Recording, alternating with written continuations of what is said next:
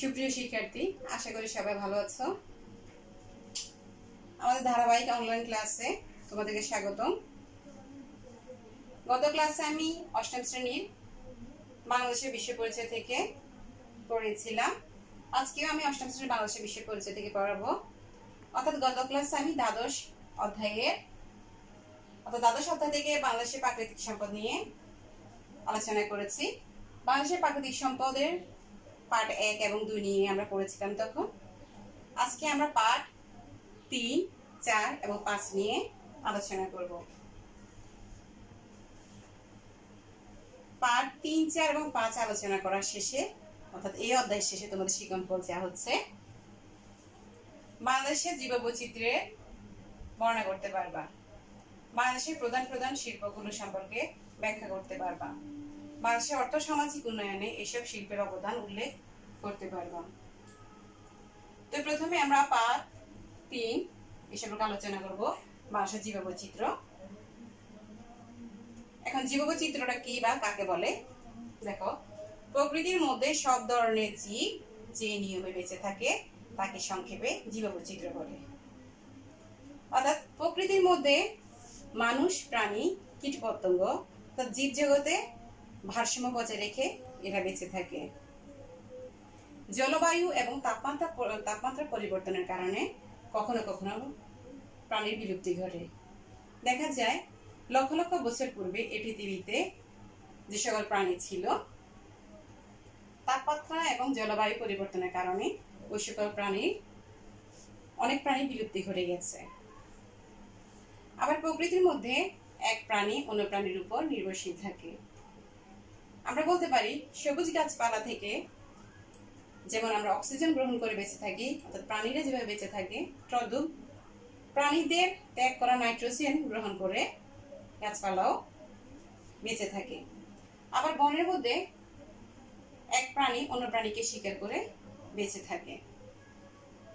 প্রাকৃতিক দুর্যোগে যখন আমাদের দেশে সুন্দরবনে গাছপালা, পশু পাখি বা জীব জগতের ক্ষতি হয়, তদ্রূপ প্রাকৃতিক নিয়ম অনুসারে আবার সে জীব বা গাছপালা সুন্দরবনে পরিপূর্ণ হয়ে ওঠে। বাংলাদেশের জীববৈচিত্র্যের অবস্থা আমরা যদি বলতে চাই,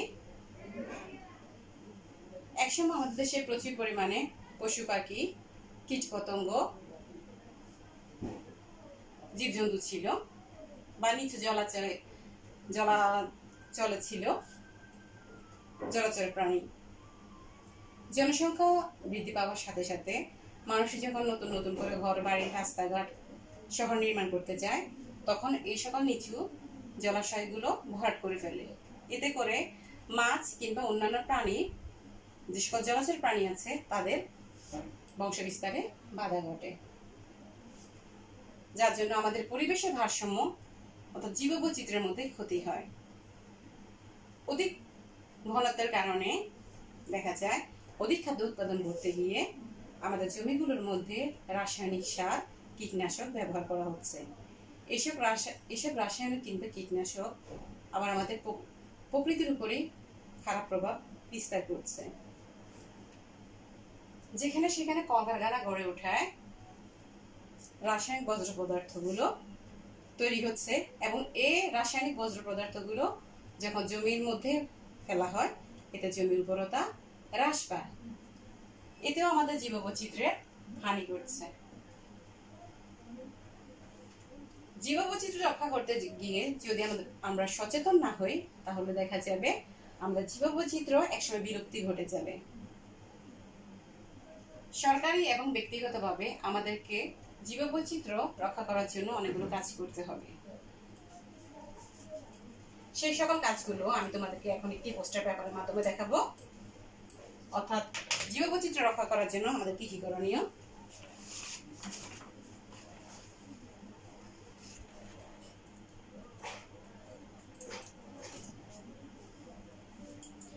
জীববৈচিত্র্য রক্ষার জন্য করণীয় সমূহ: আমাদের জনসংখ্যা কমিয়ে আনতে হবে, কৃষি জমি নষ্ট করা যাবে না, অপ্রয়োজনে সার ও কীটনাশক ব্যবহার করা যাবে না, জলাধার নির্মাণ ও সংরক্ষণ করতে হবে, রাসায়নিক দ্রব্য ব্যবহারের নিয়ম মানতে হবে, স্বাভাবিক পানি প্রবাহ বন্ধ করা যাবে না।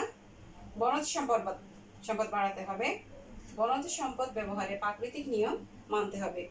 পশু ও মৎস্য সম্পদ রক্ষা ও বৃদ্ধি করতে হবে।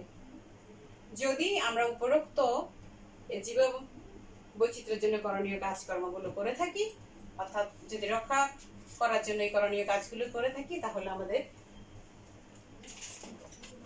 পরিবেশের ভারসাম্য কিছু হলেও রক্ষা পাবে, অর্থাৎ জীব বৈচিত্র্য কিছুটা হলেও রক্ষা পাবে। এখন আমরা পার্ট 4 নিয়ে আলোচনা করব। আমাদের পার্ট 4-এ আছে বাংলাদেশের প্রধান শিল্প।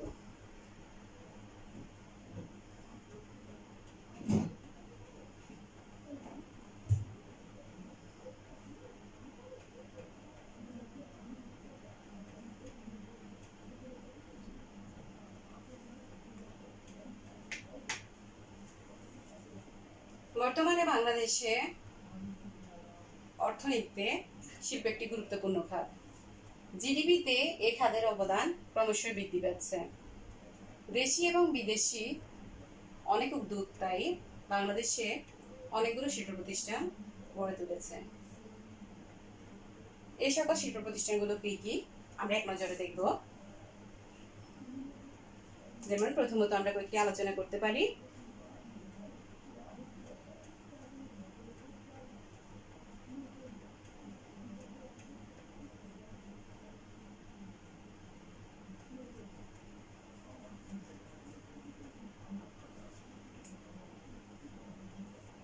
পাট শিল্প 1951 সালে নারায়ণগঞ্জে আদমজি প্রথম পাটকল প্রতিষ্ঠিত হয়। অর্থাৎ নারায়ণগঞ্জে ওই আদমজি পাটকল প্রতিষ্ঠা হওয়ার মাধ্যমে পাট শিল্পের অগ্রযাত্রা হয়। প্রথম দিকে পাট আমাদের অর্থকারী কৌশল ছিল, এবং তখন পাট দিয়ে শুধুমাত্র বস্তা তৈরি করা হতো, কিন্তু বর্তমানে পাট দিয়ে আরো নানান দ্রব্য তৈরি করার সম্ভাবনা তৈরি হচ্ছে এবং ভবিষ্যতেও হবে। বস্ত্র শিল্প অতীতে আমাদের দেশে 8টি বস্ত্রকল ছিল। বর্তমানে ঢাকা, কুমিল্লা, নোয়াখালী, টাঙ্গাইল, চট্টগ্রাম আরো বেশ কিছু অঞ্চলে বস্ত্র সুতাকল প্রতিষ্ঠিত হয়েছে। আমাদের দেশে স্বল্প মূলধন ও অধিক শ্রমিক দিয়ে এই উৎপাদন ব্যবস্থা বাড়ানো যেতে পারে। পোশাক শিল্প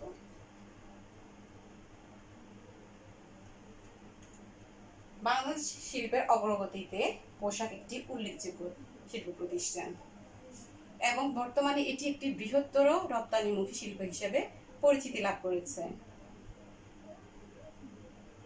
বর্তমানে বাংলাদেশে 3000-এরও অধিক পোশাক শিল্প ইউনিট রয়েছে, যেখানে কাজ করছে প্রায় 40 লক্ষ লোক। বাংলাদেশ থেকে তৈরিকৃত পোশাক আমেরিকা যুক্তরাষ্ট্র ও ইউরোপের বিভিন্ন দেশে রপ্তানি করে প্রচুর বৈদেশিক মুদ্রা আয় হচ্ছে। আমরা আরো দেখব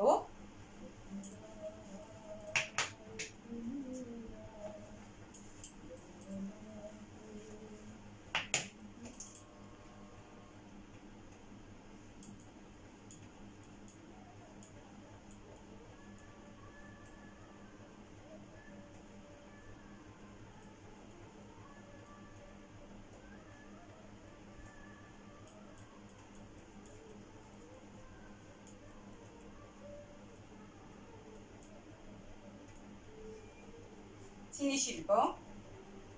আমাদের দেশে প্রচুর পরিমাণে আখ উৎপাদন করা হয়। এই আখ থেকে গুড় এবং চিনি উৎপাদন করা হয়। বর্তমানে 17টি চিনি কল রয়েছে আমাদের দেশে। দেশের চাহিদা অনুযায়ী চিনি উৎপাদিত না হওয়ায় বিদেশ থেকে প্রতি বছর আমাদেরকে প্রচুর পরিমাণে চিনি আমদানি করতে হয়। কাগজ শিল্প 1953 সালে চন্দ্রকোনা কর্ণপল্লীতে সর্বপ্রথম কর্ণপল্লী কাগজ মিল প্রতিষ্ঠিত হয় এবং এর মাধ্যমে কাগজ শিল্পের অগ্রগতি সাধিত হয়। স্থানীয় বাঁশ এবং বেতের ব্যবহারের মাধ্যমে কাগজ উৎপাদন করা হয়। বর্তমানে সরকারি এবং বেসরকারি দুই খাতে কাগজ কল প্রতিষ্ঠিত হয়েছে। সার ও সিমেন্ট শিল্প। সার কৃষি প্রধান বাংলাদেশে খাদ্য উৎপাদন বৃদ্ধি করার লক্ষ্যে রাসায়নিক সার উৎপাদনের জন্য উদ্যোগ গ্রহণ করা হয়।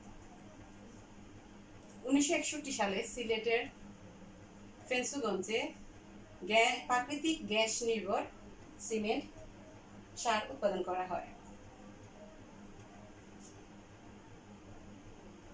দেশীয় সারের চাহিদা অনুসারে কারখানাগুলোতে প্রয়োজনীয় সার উৎপাদন না হওয়ায় প্রতি বছর বাহিরে থেকে অর্থাৎ বিদেশ থেকে আমাদেরকে সার আমদানি করতে হয়।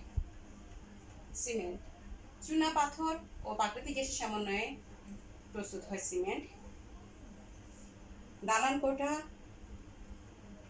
তথা শহর নির্মাণের কাজে প্রচুর সিমেন্ট ব্যবহৃত হয়।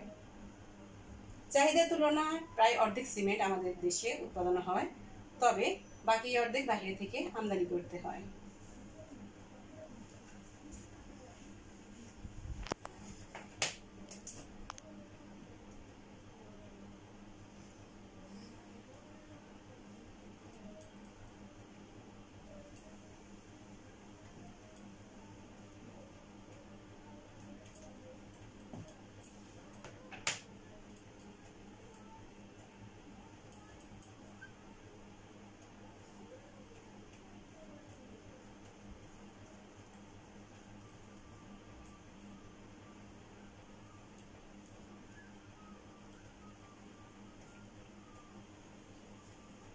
তামাক শিল্প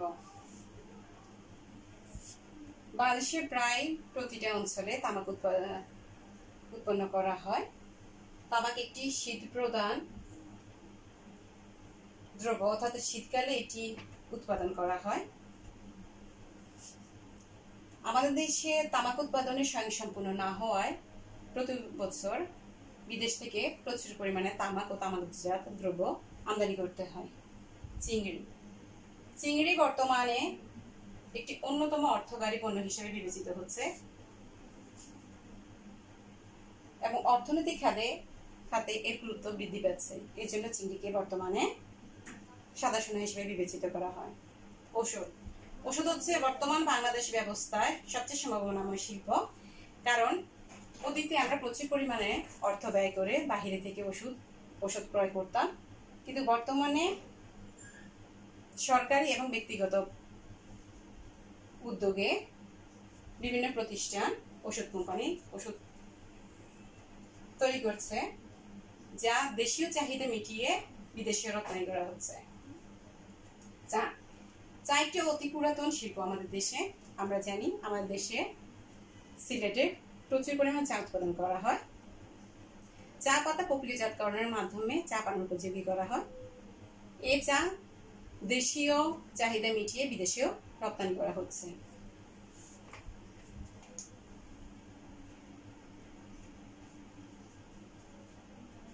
তুলা শিল্প সম্পূর্ণ একটি নতুন শিল্প। আমাদের দেশে বাণিজ্যিকভাবে তুলা চাষ করা হচ্ছে।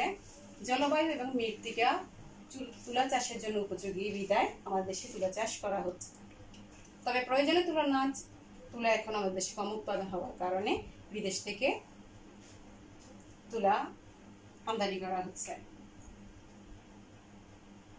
উল্লেখিত এই সকল শিল্প ছাড়াও আমাদের দেশে আরো ছোট বড় অনেক ধরনের শিল্প রয়েছে, যে শিল্পগুলো থেকে উৎপাদিত পণ্যদ্রব্য আমাদের চাহিদা পূরণে গুরুত্বপূর্ণ ভূমিকা পালন করছে।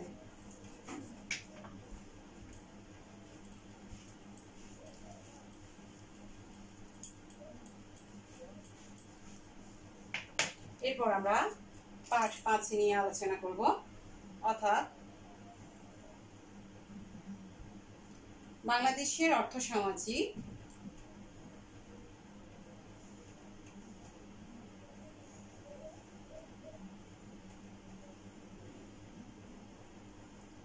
উন্নয়নে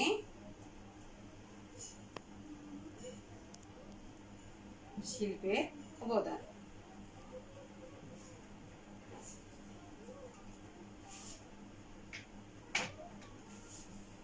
আমরা এটা জানি, বর্তমান বিশ্বের যে দেশ শিল্পক্ষেত্রে যত বেশি উন্নত, সে দেশ তত বেশি অর্থনৈতিক ক্ষেত্রে উন্নত। তাই বিশ্ব ব্যবস্থায় প্রায় প্রতিটি দেশ এখন দ্রুত শিল্পায়ন ঘটাচ্ছে। এর জন্য নতুন নতুন কিন্তু নীতিমালা প্রতিটি দেশ গ্রহণ করছে, যার ফলে কি হচ্ছে, অর্থনৈতিক কাঠামো আরো শক্তিশালী হচ্ছে। নতুন নতুন প্রযুক্তি ব্যবহার করে পণ্য সামগ্রী উৎপাদন করা হচ্ছে। এই সকল পণ্য সামগ্রীর উপর ভিত্তি করে মানুষ ব্যবসা বাণিজ্য করছে এবং তাদের জীবিকা নির্বাহ করছে। বাংলাদেশের পরিপ্রেক্ষিতে যদি আমরা বলতে চাই যে শিল্পটা বাংলাদেশ কোন অবস্থানে, আমাদের দেশ যেহেতু একটি জনবহুল দেশ, শুধুমাত্র কৃষির উপর ভিত্তি করে মানুষের সচ্ছলতা আনয়ন করা কোনো পক্ষে সম্ভব নয়। তাই মানুষ এখন বিভিন্ন ব্যবসা বাণিজ্যের সাথে জড়িত হয়ে পড়ছে। আমরা যদি আমাদের গার্মেন্টস শিল্পের কথা বলতে চাই, বর্তমানে যে 40 লক্ষ লোক গার্মেন্টস শিল্পের সাথে সংযুক্ত আছে, তার মধ্যে বিপুল পরিমাণে হচ্ছে নারী, অর্থাৎ নারী সংখ্যাটা গার্মেন্টস শিল্পের সাথে সংযুক্ত বেশি। এই নারীরা নিজেদের দারিদ্রতা ঘুচানোর জন্য এই শিল্পের সাথে যুক্ত হয়েছে। পাশাপাশি তারা নিজেদেরকে আরো দক্ষ করে তোলার জন্য লেখাপড়া ও বিভিন্ন প্রশিক্ষণ গ্রহণ করছে। তারা লেখাপড়া এবং বিভিন্ন প্রশিক্ষণ গ্রহণ করে তাদের সন্তানদেরকেও যোগ্য নাগরিক হিসেবে গড়ে তুলছে। শুধু গার্মেন্টস শিল্পই না, গ্রাম থেকে আসা লক্ষ লক্ষ মানুষ এখন জীবিকার সন্ধান করছে। এখন মানুষ চাকরি, ব্যবসা বাণিজ্য, শিক্ষকতা, আইন পেশার সাথে সংযুক্ত হচ্ছে।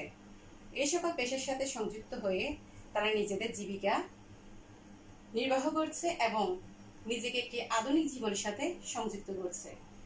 তা আমরা বলতে পারি বাংলাদেশের অর্থ সামাজিক উন্নয়নে শিল্পের অবদান অনস্বীকার্য। তো প্রিয় শিক্ষার্থীরা, আমাদের দ্বাদশ অধ্যায়ের বাংলাদেশের প্রাকৃতিক সম্পদে যে 5টি পাঠ ছিল তা আমরা 2টো ক্লাসের মাধ্যমে শেষ করেছি। আশা করছি এই পাঠ থেকে তোমরা সহজে বুঝতে পারবে যে বাংলাদেশের প্রাকৃতিক সম্পদ সম্পর্কটা কি, বাংলাদেশের প্রাকৃতিক সম্পদটা কি। আগামী যে কোনো ক্লাস তোমাদের সাথে আবার দেখা হবে আমার। সবাই ভালো থেকো।